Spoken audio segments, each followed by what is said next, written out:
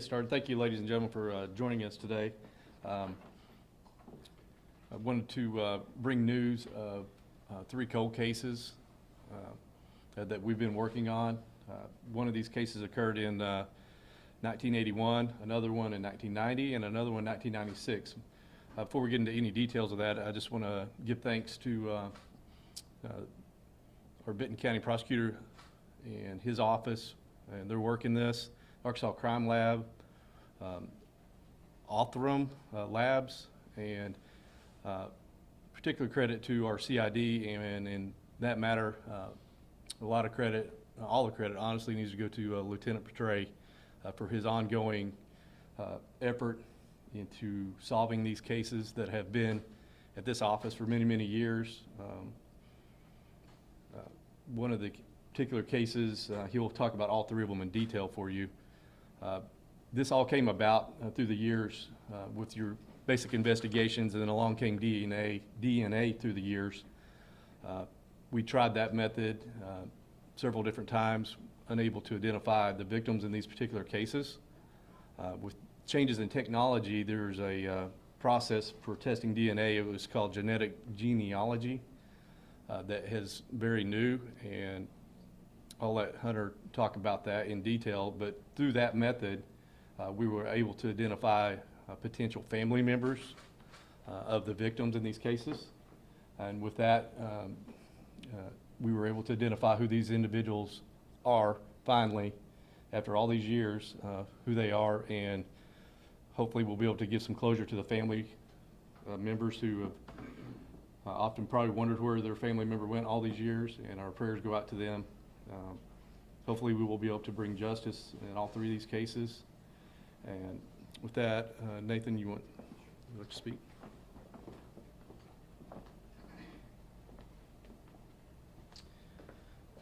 Well, thank you all very much for being here. I just want to thank Sheriff Holloway, Lieutenant Petray for great work in these cases. You know, cold cases are ones that, you know, there's a lot of documentaries done about them because they're very difficult to solve. They're very difficult to identify what happened.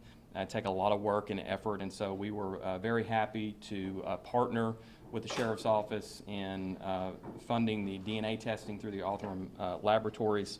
And it's just very pleasing today that the Sheriff's Office is able to give some semblance of closure, at least in identifying who these folks are, to the families of Fred Groh, Donna Nelton, and John Rollins. And I know that through the presentation you're going to see today, you'll hear that this is just the first step that the Sheriff's Office is going to take in investigating these cases and going forward. These cases are from respectively 1981, 1990, and 1996.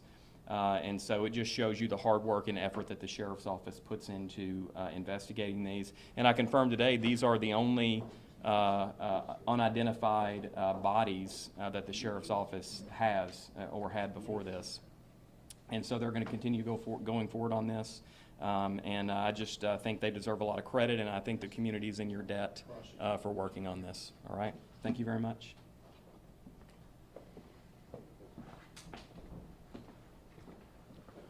Good morning.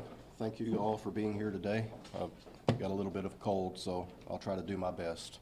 I just want to thank again the sheriff.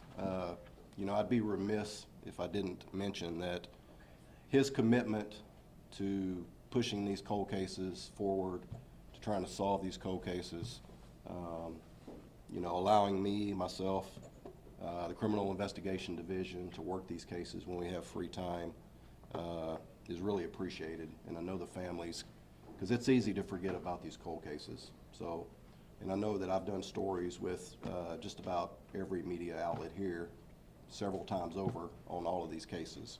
So it's a little bit exciting today to be able to get some headway and make some progress on these. Got a little PowerPoint. We're going to kind of go through all those. We'll go through each case one by one, and we'll try to do our best.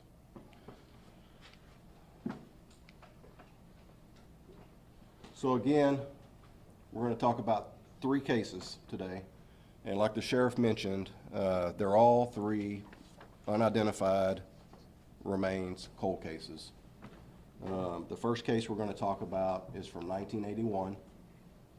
And I also want to mention, the sheriff brought up Othram. So we partnered with Othram Incorporated. They're basically a private lab that develops DNA profiles based off of trace amounts of DNA, contaminated, degraded. They're able to amplify that and develop DNA profiles. And then they're also able to help with the genealogy phase, and I'll kind of get into that as well. I know you all have probably seen it on the news, genetic genealogy. It's also known as forensic genealogy. Basically, it's combining the process of DNA with genealogy to be able to identify not only victims, but suspects as well. It's the same technology that was used to catch the Golden State Killer. I don't know if you guys are familiar with that. You see it on the news every day. So as I go through the slides, we'll talk a little bit about that. Okay, so the first case is 1981. In the summer, it occurred out in the Garfield area. If any of you guys are familiar with Garfield, this happened near the Roberts Loop area. So victim was shot, dumped in a wooded area, field near the railroad tracks. These are original crime scene photos. So at the time, victim was estimated to be between the ages of 20 and 40. So in 2016, and let me just back up, you have to remember that in 1981, DNA was not a thought, okay? DNA was not used in law enforcement. It was not used to identify victims. It was not even used in crime scenes. That didn't come along until like 1987. So this is all pre-DNA. So in 2016, we did a case review of this entire case, and we decided to resubmit evidence to the crime lab. They had some hair, luckily, that they collected on an autopsy, and we sent that back down, and unfortunately, unsuccessful. So in 2019, we approached the Arkansas Crime Lab about using genealogy in cold cases.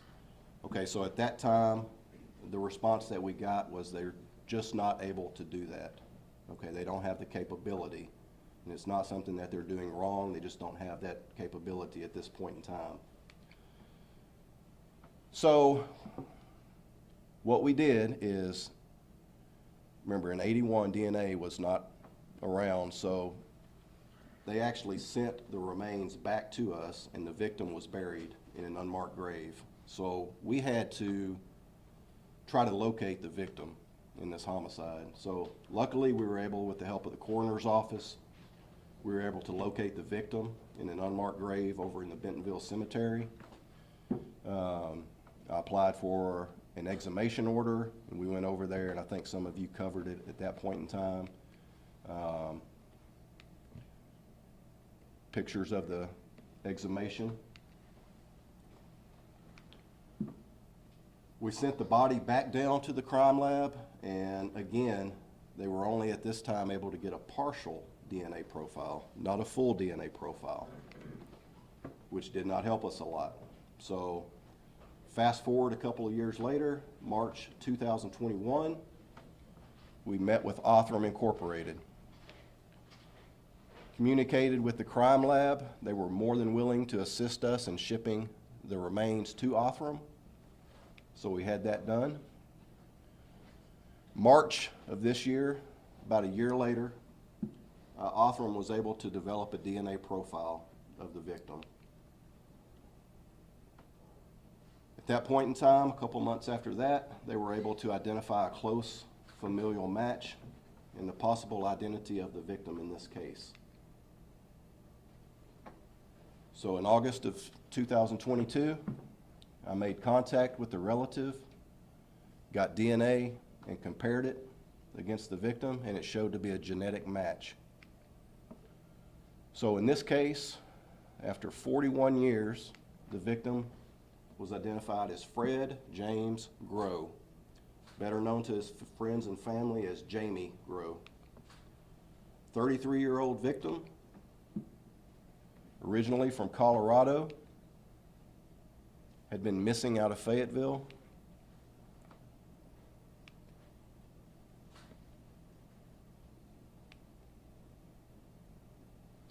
So Jamie, a little bit about him. He had been working and basically living in Fayetteville.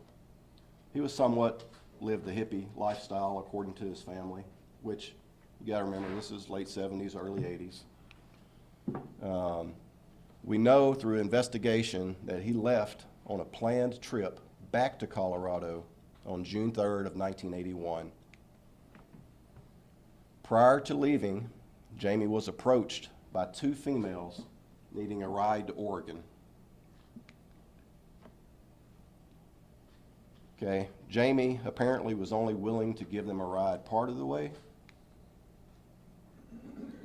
And the two females who have been identified by us had been residing at the Sassafras and Rainbow communes in Newton County, Arkansas. And they were last seen by a witness loading their belongings into Jamie's van prior to leaving Fayetteville.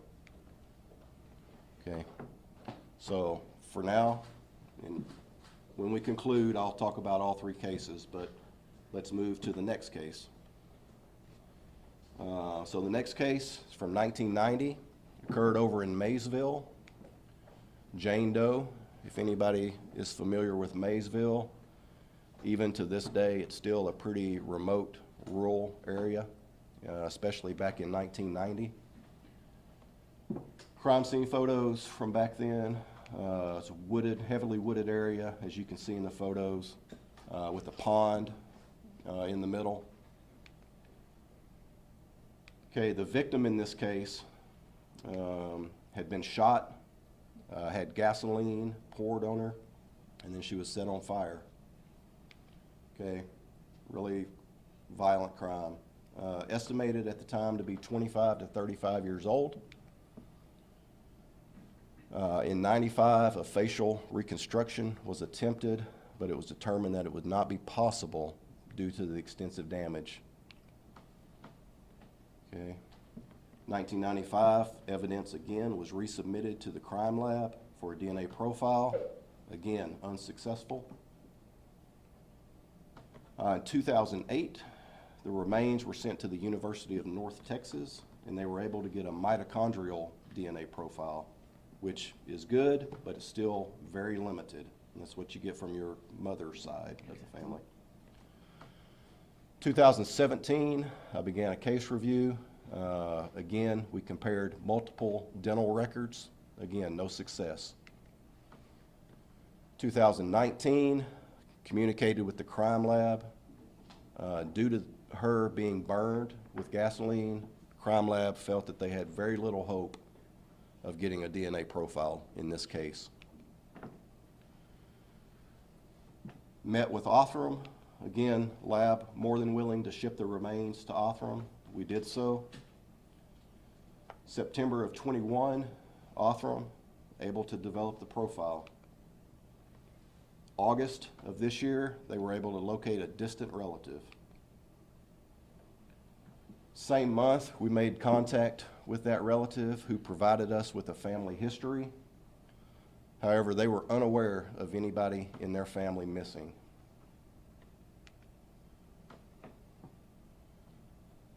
So after researching family history, we were able to determine a possible identity of the victim.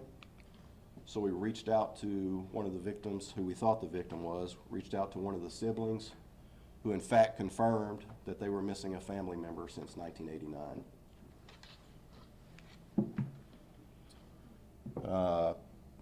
Last month, September, we compared the relative's DNA with the unidentified victim, and it showed to be a genetic match. So in this case, after 32 years, we've identified the victim as Donna Sue Nelton, 28-year-old victim, okay, originally from Arkansas, but living in the Kansas City, Missouri area.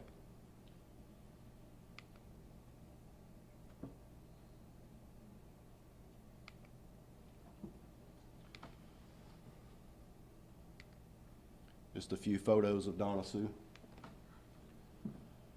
Okay, in this case, I want to talk about briefly an individual by the name of George Alvin Bruton. Okay, George was Donna's boyfriend at the time. Okay, both of them were known, according to family, to pass through Benton County. They were both also known to frequent an RV park in Jay, Oklahoma, known as the Pine Island RV Park. It should be noted that at the crime scene in 1990, there was a flyer from the Pine Island RV Park found, which at that point in time served no significance, but obviously later on you see the importance that it plays. George Bruton had spent time on the FBI's most wanted list. In 1979, he shot 2 officers in Utah, held 2 families hostage, was sent to prison. He paroled back out in 1988. Again, came under investigation in 1989 for drug offenses. At this point in time, Donna Sue had simply vanished. Federal agents saw Bruton and another associate throwing away items in a dumpster. When they searched the dumpster, it was all of Donna Sue's belongings. Her vehicle was also located in a storage unit used by Bruton. And in 1990, a source indicated that Bruton had admitted to killing a, quote, Donna. Okay. Federal agents at that point in time searched for 4 days on Bruton's land in Missouri and were unable to locate anything. So the case for them basically went cold as far as her disappearance. Bruton was eventually sentenced to 2 life sentences in 1990 for drug offenses, and he is deceased, died in prison in 2008. Okay. So that's basically the synopsis of the second case. So the third case we have, which everybody is familiar with, happened in '96. Victim located in Beaver Lake. If you're familiar with the lake, this is the area of Railroad Cut, just a little bit south of Montanay. Original crime scene photos. You can see the bluffs in the photos. Victim was found floating in a sleeping bag that had possibly been weighted down at some point in time.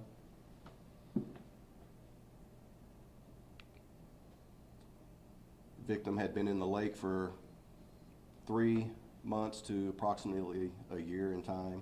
It's a little bit hard to tell exactly how long he'd been in the lake. In 1996, the remains were sent to the University of Arkansas Department of Anthropology, and they determined that the victim was between 30 and 60 years old, which, you know, I mean, I guess that helps, but that's a pretty wide range. So that's what we had to work with at that point in time. 1998, a composite sketch was done and released, which to me basically looks like an emoji. I don't know, I don't want to get into the artist, you know, their qualifications, but again, that's what we were left with. Which again, this is 24, 25 years ago, so technology was not as great at that point in time. 2008, the remains on this case sent to North Texas, and they again were only able to get a mitochondrial DNA profile. 2016, we conducted a case review on this case. Again, tried to compare dental records, no luck at all on that case.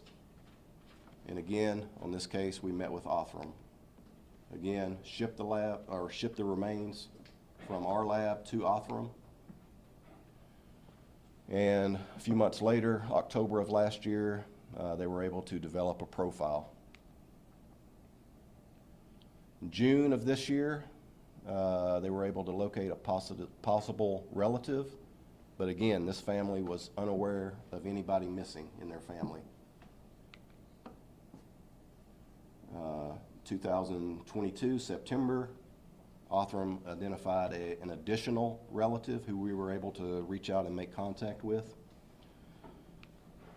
This time, the individual that we spoke with, in fact, confirmed that they were missing a family member since the mid-90s. DNA collected from that individual, compared one-to-one with the unidentified victim, and it showed to be a genetic match. So in this case, after 26 years, victim was identified as John Douglas Rollins, Jr., 31-year-old,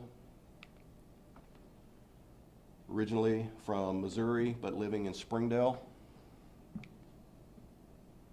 Last seen by his family in 1995.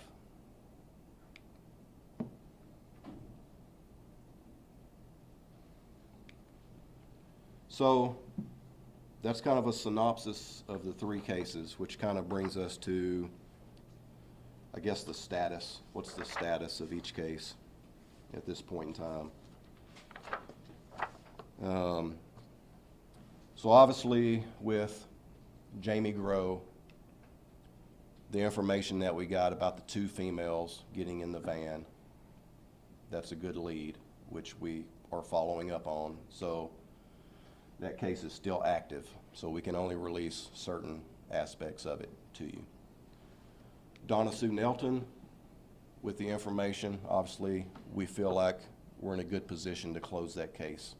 Obviously we would listen to any information that any of the public has, but we feel like we can close that case out. John Rollins, Jr., obviously not a whole lot of leads at this point in time, but still active. Okay. Like the sheriff had mentioned, you know, our condolences go out to the families. They've all, you know, you see this stuff on the news and you see it on paper, but for instance, on the Jamie Grow case, we missed notifying his mother by a year. She lived to be 103, and we just missed her. The case with Donna Sue, you know, her sister basically refused to believe that this could be her. She wanted to believe that she was in the witness protection program, and she basically lived her life going into grocery stores and seeing somebody with the same hairstyle or same eyes and wondering, you know, if that could be her sister. So these victims are not unidentified anymore. They now have a name, which is important to us. You know, and these are not the only cold cases that we have, and we continue to work other cold cases. So other families that are out there that have family members that are victims, you know, just rest assured that we're working on those cases. We can't solve all these cases, but, you know, time proves, you know, who would have thought that 41 years ago, you know, now we know who the victim is, and we're close to solving it. So I think at this point in time, we'd like to open it up for a few questions. And obviously, I'll make myself available later for anybody that's interested in a more in-depth or whatever. But does anybody have any questions at this point in time? Sure. Now, from what I heard correctly, this wipes this. And this is for, sorry, this is for the sheriff and the prosecutor as well, if you have any questions. So if I heard right, this wipes the slate clean of unidentified. Unidentified, yes. So what does that mean to the department and to you all that this is now somewhat behind you? Obviously, I can't be more proud than I am of the work that they've done to get us to the point that we now have no victims that are not identified. That technology is helping us advance on the type of cases we work, but obviously with the hard work and with technology, I'm just happy that we're able to tell citizens of our community that we'll never stop when we have victims in these cases, and this is proof right here. And we're not done with some of these, and we hopefully will have conclusions on all these at some point very soon. Yes. Have you found out any information about the two women? Yes, but we're not going to release that at this point in time due to the integrity of the case. Okay. You know, that's kind of just two women. Two women? Leave it at that, so. Anybody else? Yes, sir. If you would talk about Othram and. Yeah, sure. I mean, it seems like without them, we may not be here today. Right, they were great. They were easy to work with. You know, they generated the leads that helped us get to this point. You know, genetic genealogy is one of those new sciences that, you know, has come to the forefront in the last 2, 3, 4 years. You know, to have that technology on law enforcement side is awesome. You know, you get these tests, you know, through Ancestry or 23andMe, Family Tree, there's a bunch of them. You swab yourself, you send it in, you know, you want to find out who you're related to. We use the same database to find out who the victims are, or in some cases, find out who the suspect is. You can't just go arrest a person based off, we've got a genetic match. Okay, that's a lead. You still have to follow up with the investigation. Okay, and obviously on these cases, we were able to identify the victims. Sheriff said, to my knowledge, these are the only 3 unidentified cases that we had. So.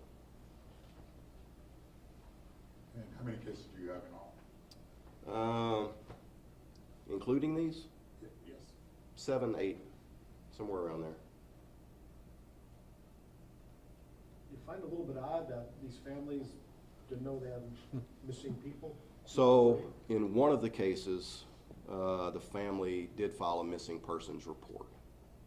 2 of the cases, there was never an official missing persons report filed, which, I don't know, it somewhat baffles me, but, you know, especially with all the stories that we've done over the years on TV, but talking to some of these people, not everybody watches TV, and not everybody, sometimes people live in their own little bubble, and there's nothing right or wrong about it, it's just fact. But yeah, it was a little bit surprising that they weren't listed as missing. In fact, none of the 3 were in any missing persons database. They weren't in NamUs, they weren't in the Doe Network, they weren't in any of those missing persons databases, which is part of why initially we couldn't match up the unidentified with known missing persons. So. And I guess how will it be difficult now, it's been so long, to try to find these people and find people who remember what they were doing back then? Well, yes and no. Like, obviously on the Jamie Grow case, we've identified a couple of females. Now, Nathan can probably answer to this better than me, but any time passes, especially 41 years, that makes it more difficult to not necessarily find out what happened, but in a lot of cases, it makes it very difficult to prosecute that case. But it's not going to stop us from going forward. Nathan, I don't know, you might have something that. Well, clearly there's no statute of limitations on murder. Generally, the longer a case goes, the more difficult it becomes for the state to charge it. But that's not to say that it couldn't be, right? If we had, you know, evidence that came out today, we'd pursue it like any other case and go forward with it. You know, I think to me the real credit to Lieutenant Petray, Sheriff Holloway, and the Sheriff's Office is that regardless of what happens with these down the road, I think he said it very well, and he said it's important for these victims to have a name and for them not to just be a body somewhere. So that is so important.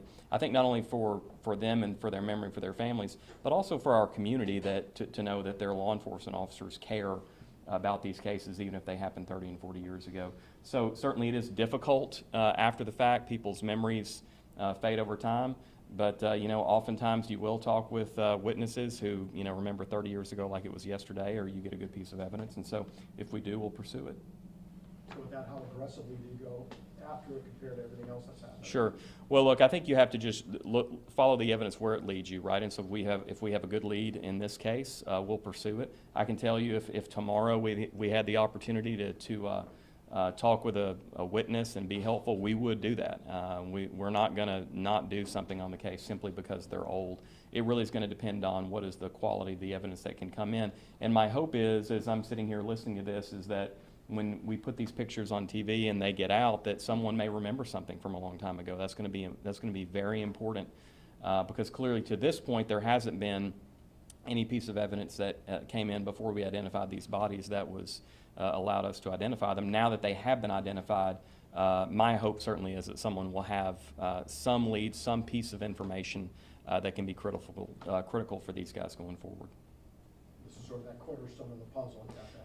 Sure, yeah, absolutely. And listen, that's why you see so many times around the country, you'll see even when law enforcement does believe they have had a homicide, they have to locate the body first, right? That it's possible to go forward without a body, but nearly impossible. It's very rarely done. It has been done occasionally, but oftentimes you're trying to get that because there's so much evidence maintained there that you have to have. So, when you look at these, it's really the first step forward that you have to have, and it opens up so many more doors going forward, like Lieutenant Petray was saying.